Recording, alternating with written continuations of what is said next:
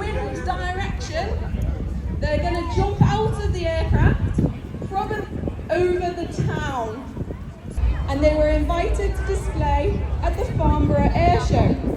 This was their first performance as the RAF Parachute Display Team, and they were so successful, they were renamed the Falcons, increased the team to 12, and enhanced the unique display format, much like what we'll see today.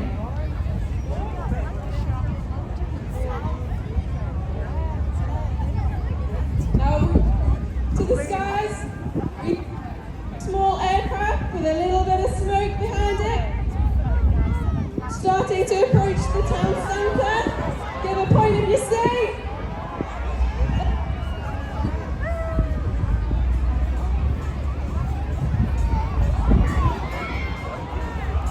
You'll be able to see that red smoke trailing from their ankles. This was lit the last second before down.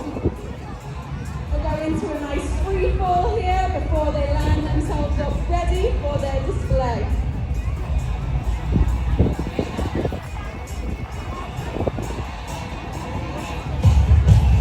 They're starting to build. Need to get themselves nice in a line. We'll call this ducks when they line up side by side. They'll then weave their way into a snake, which is when they follow each other one behind the other.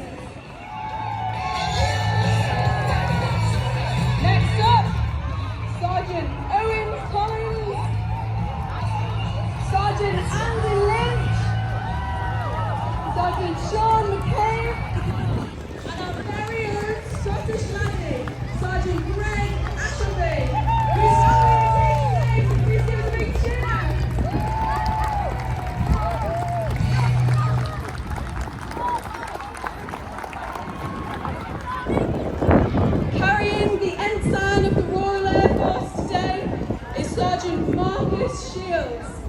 Please put your hands together one more time for the Falcons.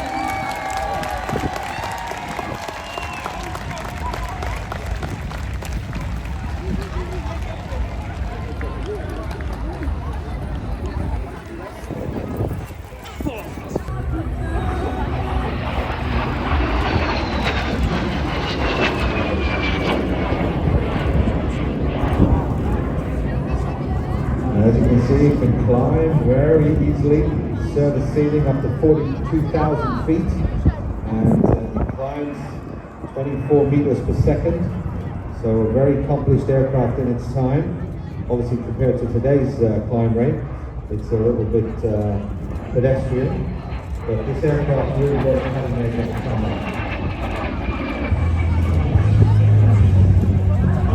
The FP6 was designed with ground attack guided model, using a single engine, as I said, with a dual configuration. Very agile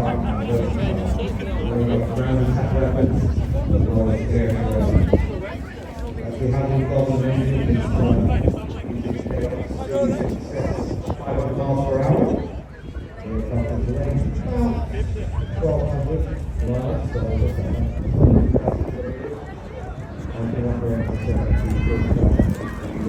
F6 is armed with 4 cannons, very complex on the ground attack role, 20 millimeter Spano cannons, and as I said, can carry rockets and bombs underneath, and it was used for ground attack missions as well as air versions. But later on, this particular version was known for its ground attack role. Served at various air forces worldwide, Royal Air Force obviously, and of course the Norwegian Air Force. There was a big tie-up between them, still is, including export success, and played a significant role during the early Cold War period.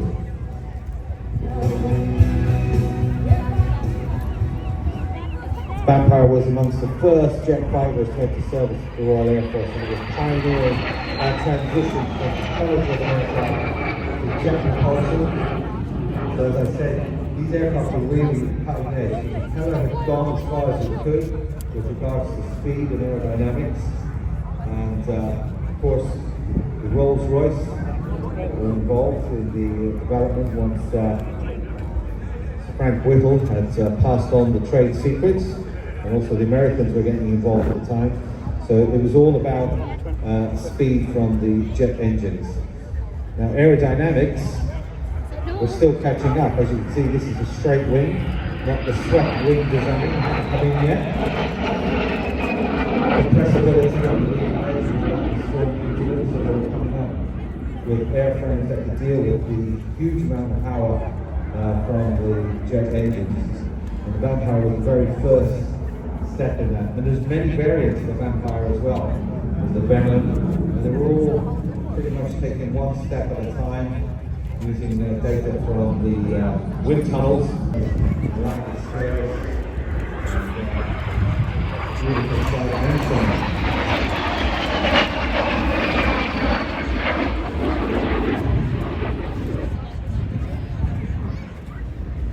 The aircraft was purchased from Sweden back in 2011 by the Norwegian Air Force Historical Squadron, and it displays in the Royal Norwegian Air Force markings to represent the Vampire on 336 Squadron in the early 1950s, and that was to commemorate Norway's first ever pure jet fighter squadron.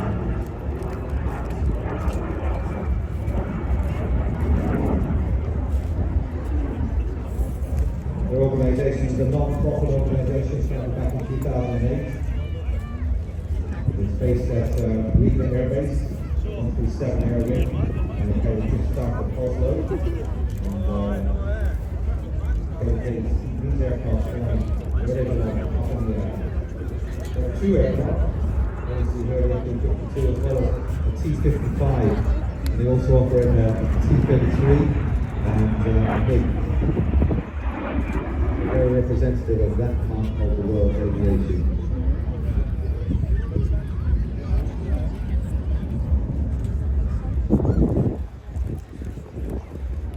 Speed all the time, very easy to store.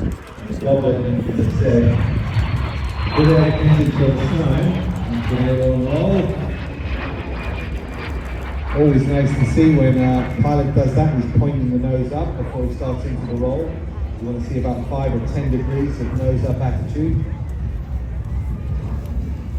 That noise is actually something that is engine system of the propeller.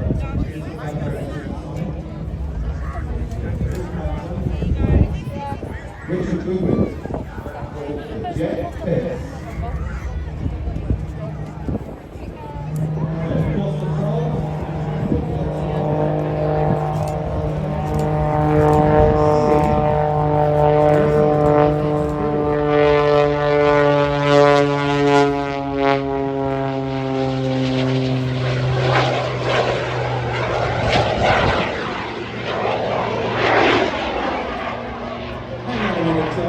Why is that noise coming from that perspective?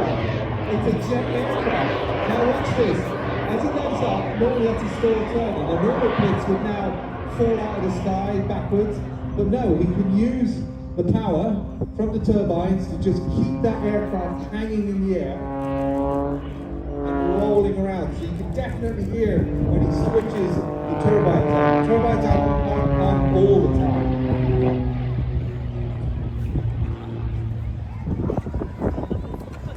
Now watch this. Rolling, snap rolling the aircraft all the way up. Listen.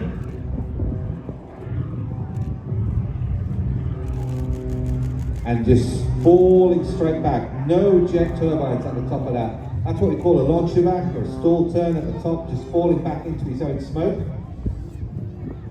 Now the smoke has been generated from the exhaust on the normal aspirated engines, not coming from the turbines.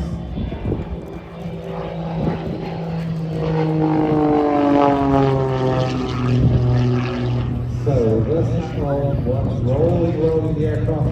These aircraft can roll about 380 degrees a second. He's got inverted, so now he's just hanging upside down by his straps.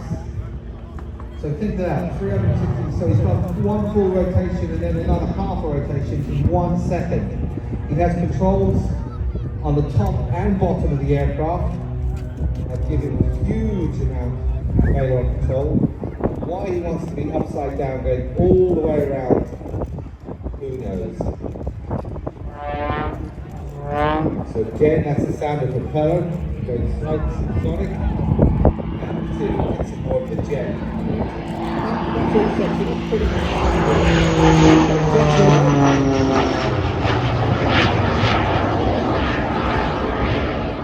it just looks wrong, doesn't it? It's a clever aircraft with a jet engine. And look at that, you see how much he can control it in the spin? And his vertical penetration, the way he goes straight up and keep on going.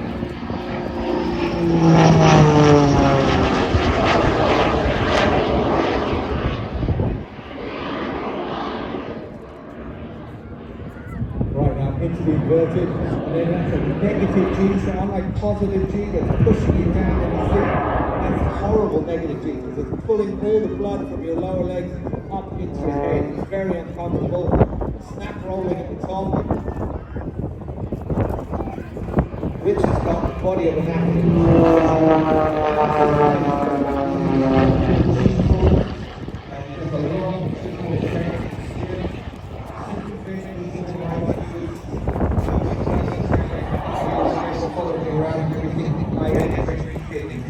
That's how you stay healthy. Now watch, he rolls that aircraft again, those 4 aero controls giving him absolute authority in that direction. This is where he's going to come back down.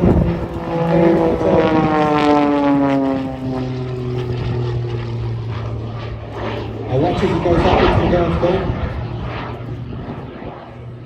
He'll roll the aircraft and now it stops. Now watch this. That aircraft should be falling. Now he's rolling at the same time like a clock face. Just spinning the aircraft on that axis. That is impossible to do in any other aircraft except that.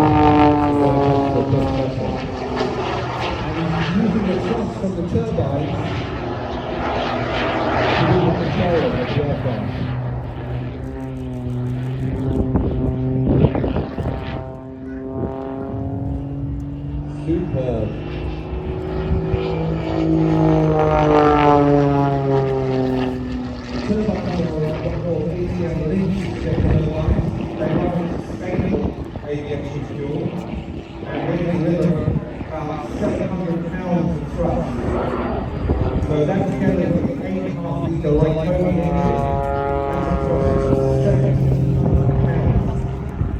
considering the aircraft only weighs just over 1,500 pounds, that means he's got much better power-to-weight ratio than one.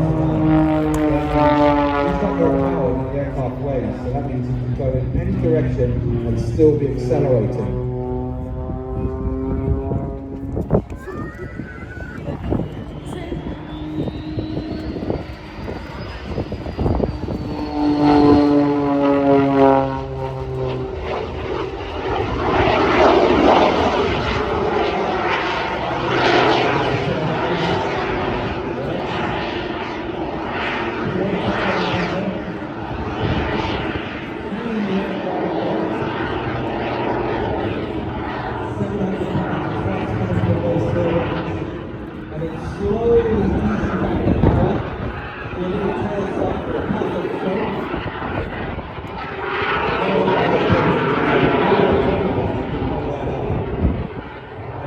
Gently bump the nose forward and pull away.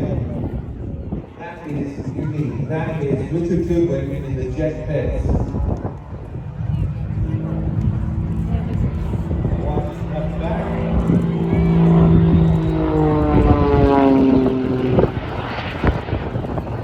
Let go of the aircraft into the vertical. A little bit of run and he's back back in 65 range. Now he's going to wait out.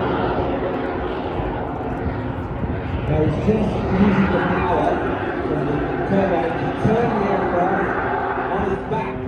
Just flipped it on his back, moved about 4 meters to the left and then decided to push down.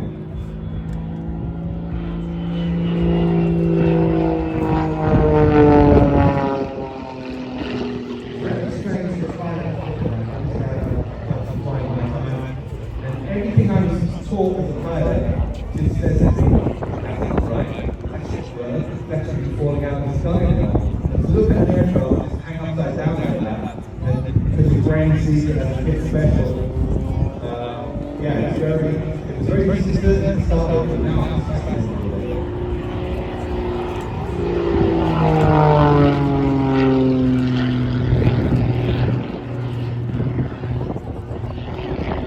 Wonderful. Control just on the Lycoming engine there. The turbines, the linked jet turbines turned off. This aircraft first flew back in 2019, but it wasn't up until 2020 that we saw it really take off, and then in the 22 season, that's the first time I saw it back in 22. But even then he was still working on them, and January 23 is when they really got to grips.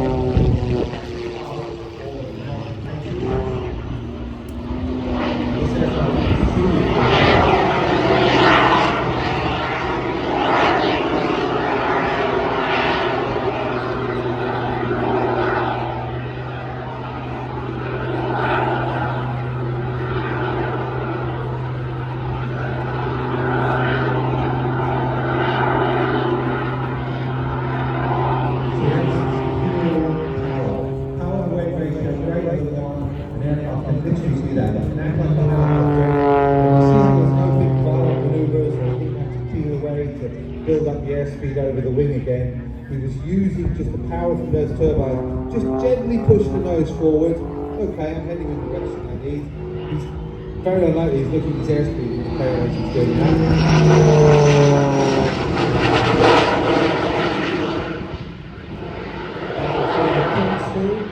Again, using the power of the turbines.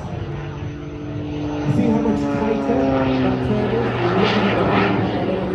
It was almost 3 times the distance from that power to do that same circle in the sky. And then at the top,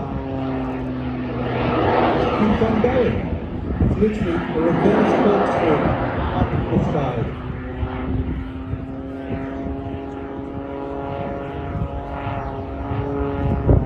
See, normally when you turn an aircraft, you're losing speed all the time, but he's actually accelerating as he's going up. And here he goes. Tumbling down back into his own smoke.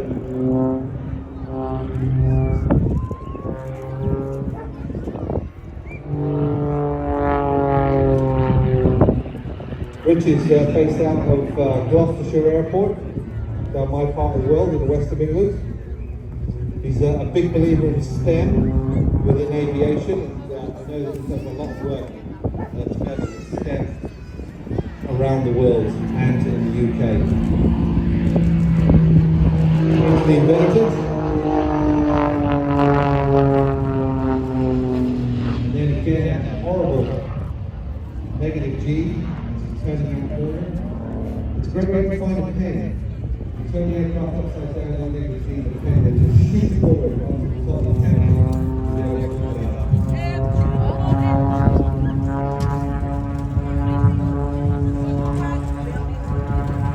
So, coming in for the last time, ladies and gentlemen. I know that he's a big waver, very communicative, very hands-on. Richard Dugan, ladies and gentlemen.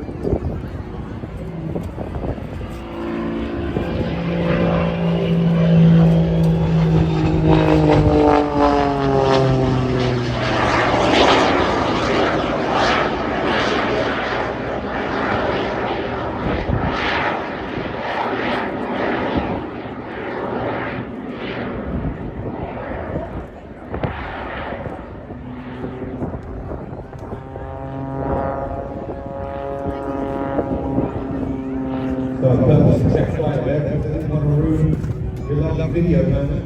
Look at that, sun going down, jet powered piston aircraft going up in, it's just your normal Friday night in air.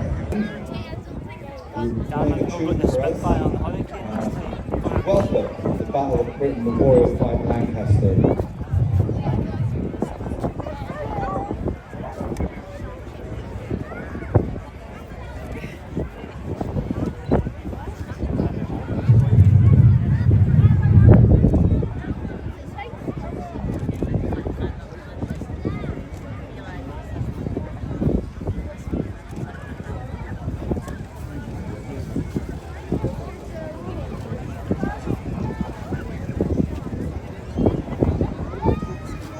Ladies and gentlemen, from your left, let's keep quiet and listen to these beautiful 4 Merlin engines. The Royal Air Force Battle of Britain Memorial Flight in Lancaster, City of Lincoln.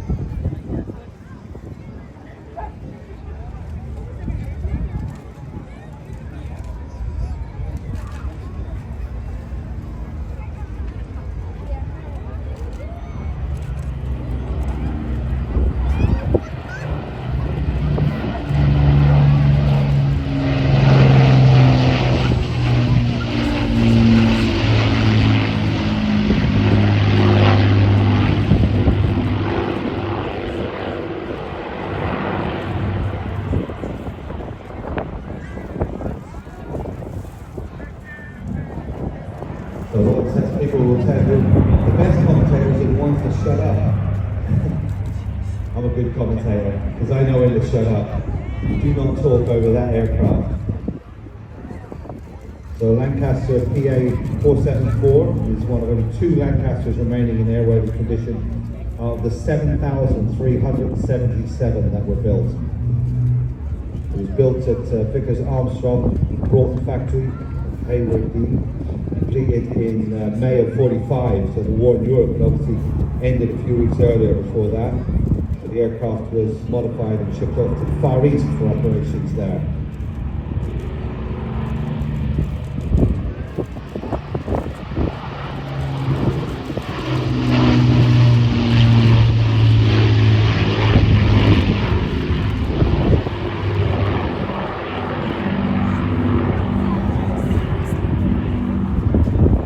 Far East. East, the aircraft operated with against the Japanese as part of Tiger Force, and was first flown in this configuration in August of 45.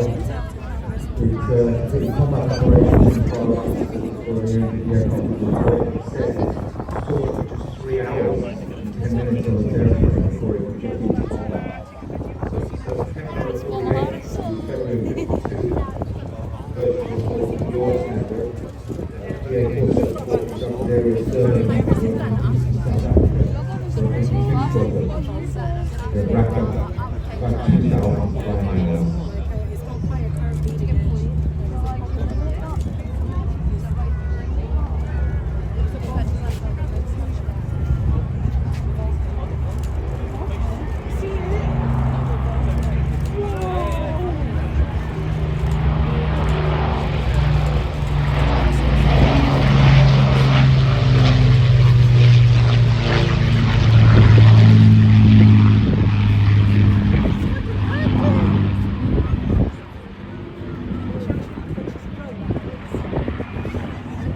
So after its aerial survey mapping work, East and South Africa, the Lancaster was then loaned to Flight Refueling Limited at Russell, and it was initially converted into a pilotless target drone. Unfortunately, the drone conversion was cancelled and the Lancaster was saved from a fate which would almost certainly have prevented it from being here today. PA 474 was then allocated to Cranfield College, and of course Cranfield College today still the hotbed of aviation technology, and thankfully it was used as a test airframe there for many years.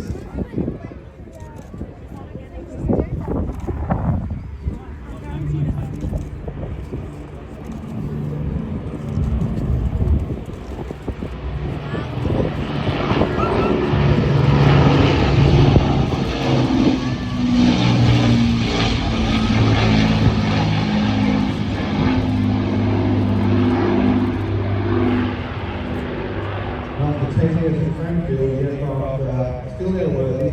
It was about 100 hours over 10 years. It then moved on to air historical drives for display at RAF Museum in Hendon. And it was stored open air there for many years.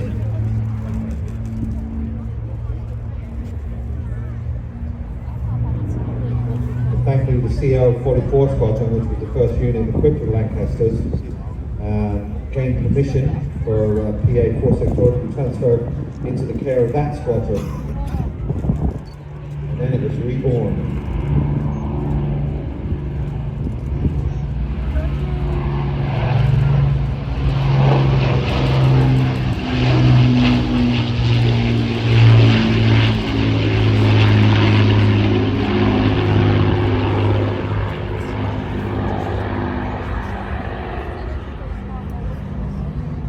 Final pass. So let's just listen again.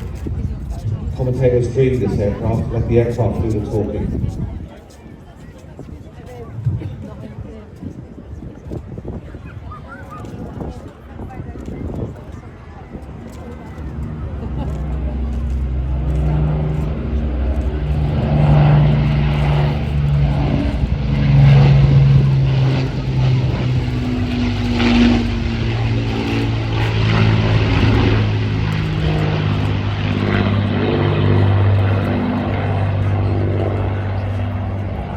Stearman, powered by Pratt & Whitney radial or 85 engines.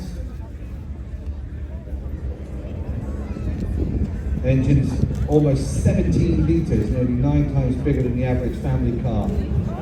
So display on. Here they come, ladies and gentlemen, the AeroSuperBatics Wingwalking team. Now watch the air women on top.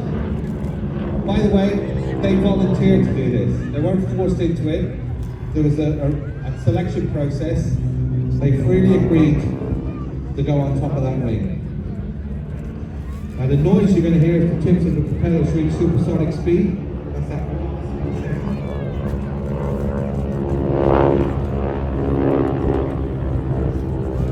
And also again, that smoke system is environmentally friendly smoke off. to the source system. These are about 30 display. Do you want your phone back or what?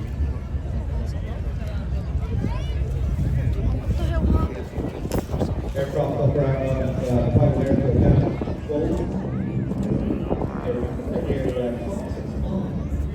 Pretty sure they have. Look at that picture. Got something standing out.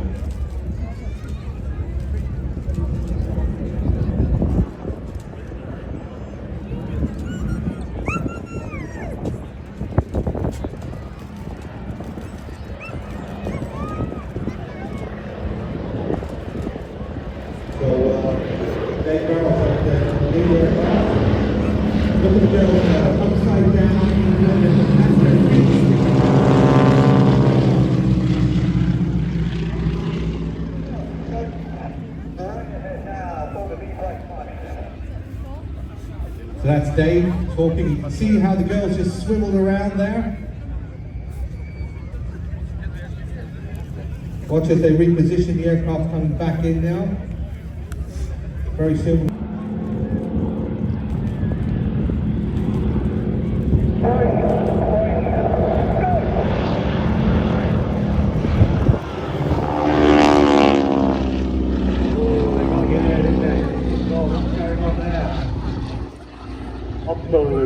Now, as I said, we're setting ourselves up for the opposition pass now. Watch as the aircraft climb a little bit, we'll get some height.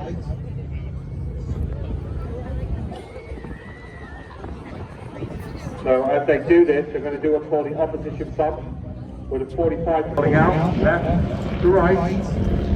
The smoke pilot seats that are coming down, pitch the aircraft down, build up on speed. And then pull back on the stick, up into the bump, push back down on the stick, and watch the speed off.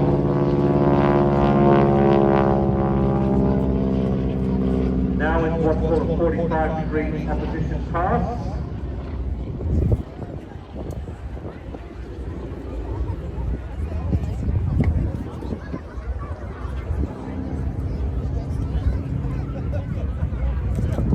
Now watch as the aircraft circle out each other, and look at the girls on the rig. They've actually gone 90 degrees and they're laying across the top of the wings, sideways, waving furiously. Feel free to wave back.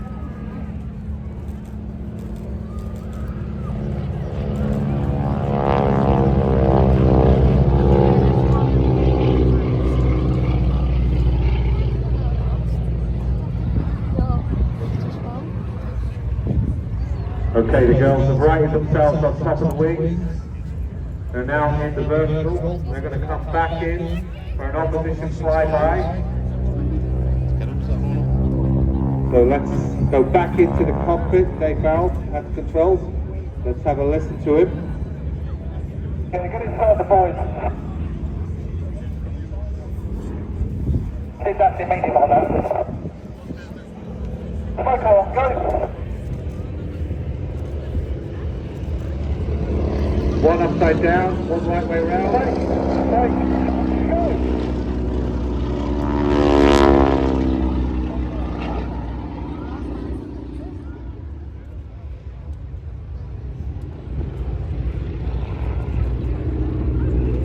Now these really do create some fantastic photo opportunities, especially with the sun just setting, Isle of Arran off in the distance. Even some boats have come in to have a look. It is free, so they're allowed to park out there. Now, as you can see, the aircraft perform an opposition rejoin. They're going to climb for height, for an elegant formation, roll. So as I said, always trading the height for speed.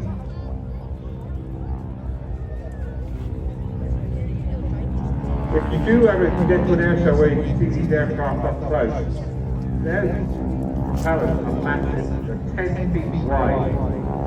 Really, really big controls as well.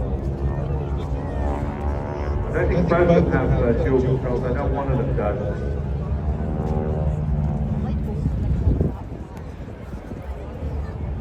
Both Both aircraft have had all the control columns from the front cockpit removed, obviously with the girls going in and out. And you can see now, watch as the aircraft pitch up. Look where the girls are.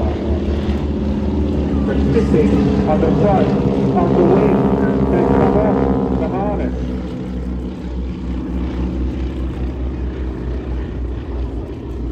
They've unstrapped themselves and they're sitting on the front of the wing.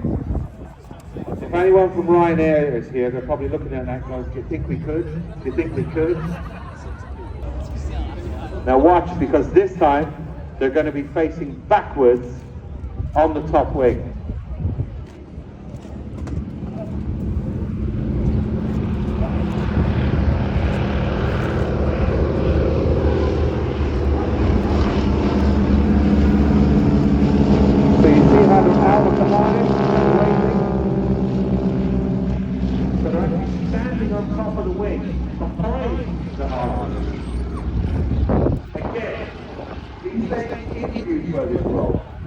No pressure put on them.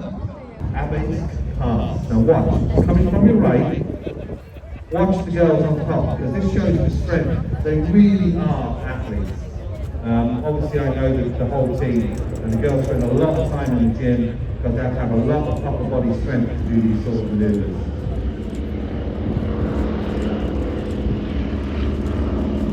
So look at the shape they're taking.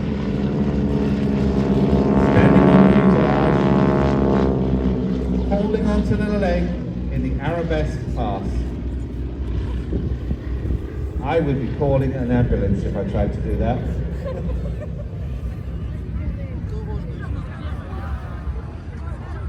The 7th year, and as you can see, very, very accomplished at it. And Emma Broadbent is behind her. This is her 4th year of flying it. The pilots, Dave Barrell, as I said, the lead pilot. Dave's been flying this for as long as I've been talking. And Brian Corns is behind him. So give him a wave for the last time. The AeroSuperBatics Wingwalking team. Excellent job. See the girls waving? Take the definite position. Don't be shy, wave back. Fantastic display, Dave and the team. Thank you very much. And I'm sure we'll see you very, very shortly. Don't forget,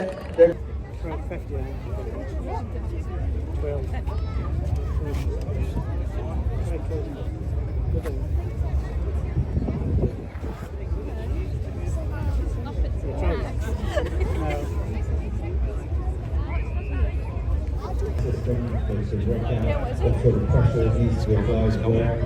Very sophisticated G-suits.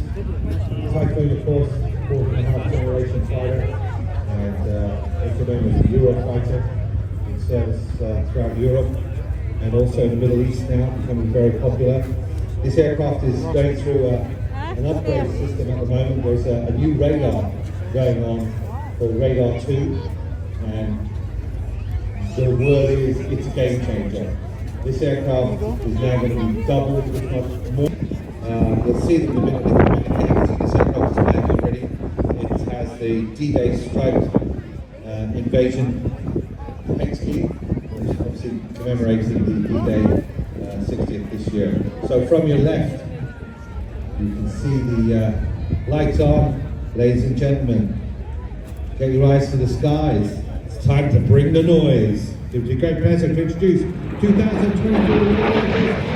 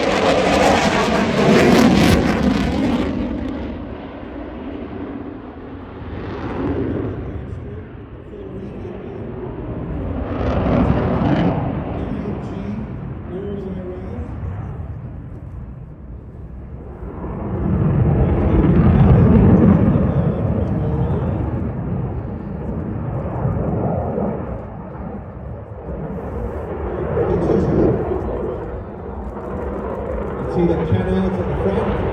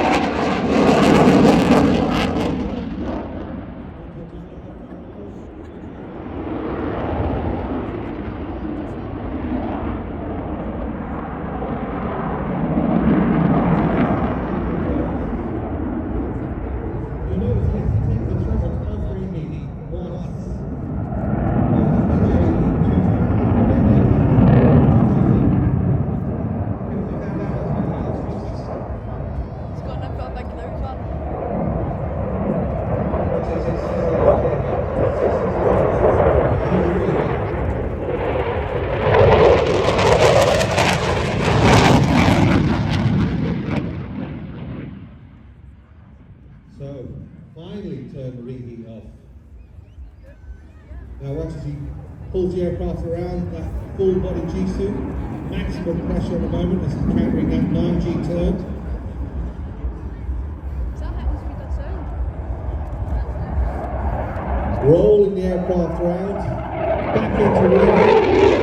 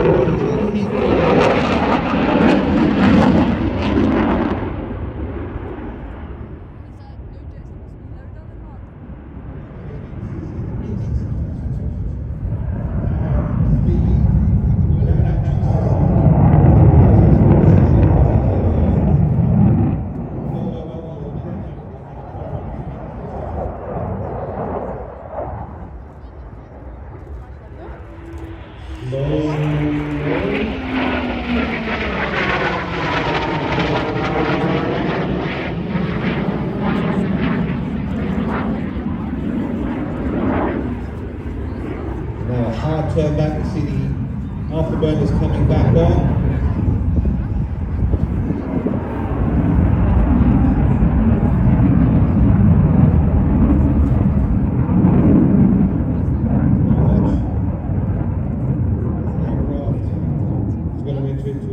Envelope of flight. Slow barrel roll. And then we're going to get a high alpha pass. So high alpha, that means high angle of attack. The aircraft's pitching the nose up. If you've got binoculars, look at the canards on the front. You'll see them twitching every couple of seconds. These aircraft have three computers on board that are all talking against each other, so two could outbalance the one. Basically, all three agree this is a good speed. I think it was 14 hours decisions to be made. So, fly-by-wire system fully kicking in, making sure this is as slow as this aircraft can go without entering into a stall. With a high alpha attack, we're still generating lift.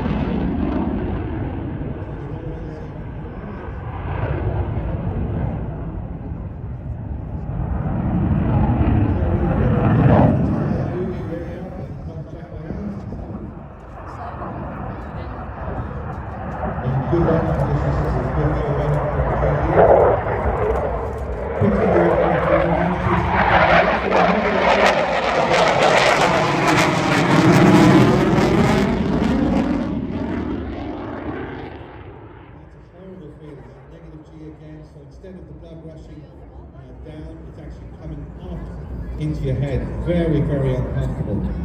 So half horizontal.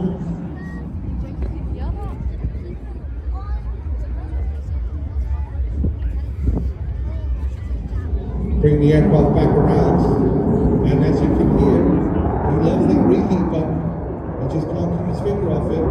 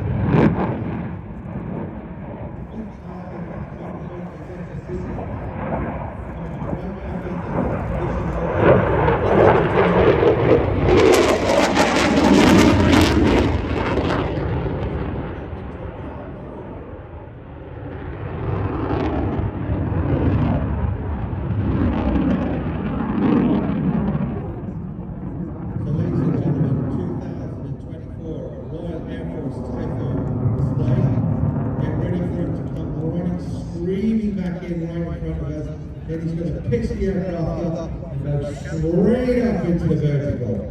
Give him a wave as he goes. Don't forget the Royal Air Force represented here down in the village. Go see them. Maybe one day this will be you. 12,000 feet, here we come.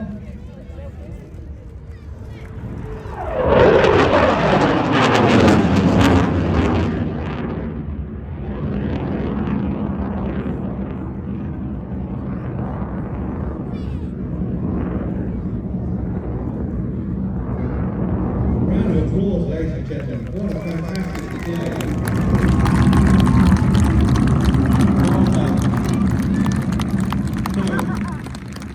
Now, we're going to tonight as well. So,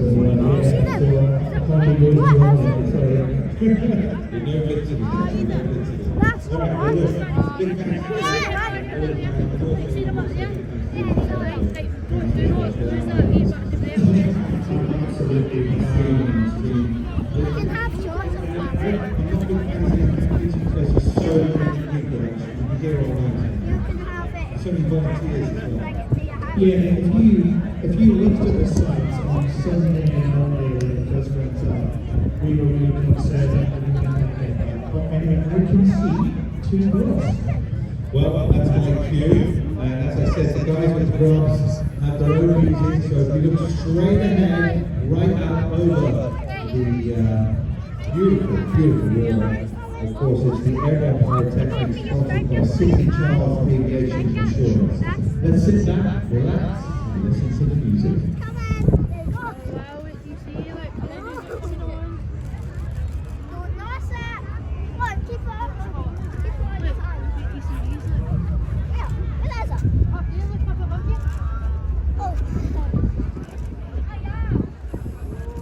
I'm going to start making the fireworks. No, I need a cleaner.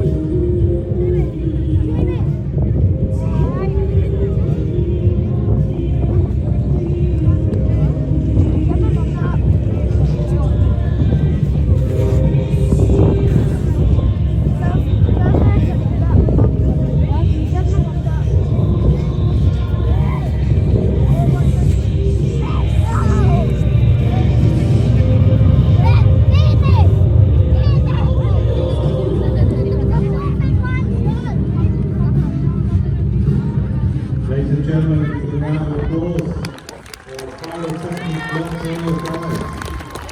Amazing display. It's been my pleasure being the commentator today. My name is Joe McGrath. I'd like to know what you thought of the show. Hit me up on Instagram, Joe Airshow.